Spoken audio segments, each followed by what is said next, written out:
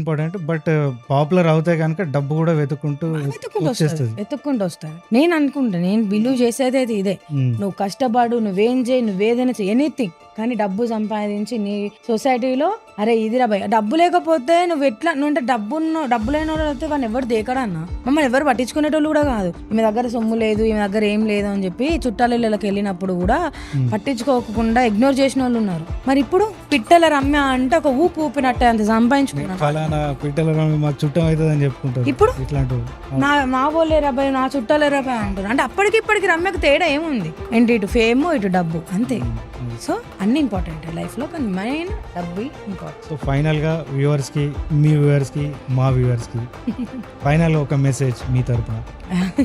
ఎందుకంటే అది శక్తి చూపించారు మీరు, అనుకుంటే సాధించవచ్చు. అంటే డజంట్ మ్యాటర్ మన పర్సనాలిటీ ఏంది, మనం ఏంది, మన లో కాన్ఫిడెన్స్ ఉండడం ఏంది, ఎప్పుడు బాధపడుతూ ఉండడం కాకుండా అనుకుంటే సాధించవచ్చు అనేది మీరు ప్రూవ్ చేశారు. మీ విషయంలో ప్రూవ్ అయింది అది. సో చాలా మంది ఆ కండిషన్లు ఉంటారు.